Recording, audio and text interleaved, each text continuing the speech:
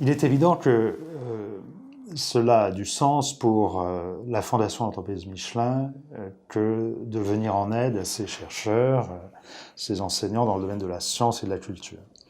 Car Michelin, en tant qu'entreprise, a un passé, un historique riche en matière de recherche et a toujours cherché à être finalement aux avant-postes de l'innovation dans le métier qui est le sien. Pose nous a immédiatement séduit, intéressé, pour deux raisons fondamentales. La première, c'est à nouveau cette main tendue à cette catégorie de personnes en très grande difficulté que sont les réfugiés.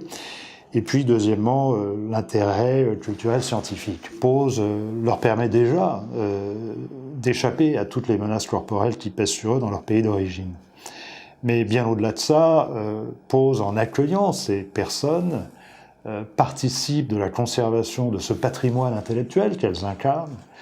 C'est un peu, si je puis utiliser une image très rétrospective, préserver la bibliothèque d'Alexandrie.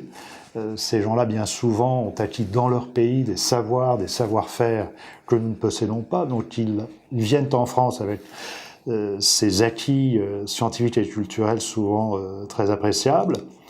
Et non seulement nous avons considéré que c'était un devoir moral que de les accueillir, au même titre que la France accueille d'autres catégories de réfugiés, mais aussi que c'était un double bénéfice, à la fois pour ces chercheurs enseignants qui vont pouvoir, grâce au programme PAUSE, poursuivre leurs travaux en France, mais également faire bénéficier les laboratoires, les instituts d'enseignement ou de recherche français. À travers ces laboratoires et ces instituts, ce sont bien naturellement les entreprises françaises qui directement vont pouvoir bénéficier de la poursuite des travaux de ces chercheurs enseignants. Au-delà des entreprises, ce sont également les territoires dans lesquels sont implantées les entreprises françaises. Et puis, in fine, bien au-delà, c'est la France dans son ensemble, car on sait tous combien, finalement, le bien-être d'un pays dépend de la recherche. Donc, il est, à mon sens, hautement souhaitable que d'autres entreprises, à travers leurs fondations d'entreprise, se joignent à nous.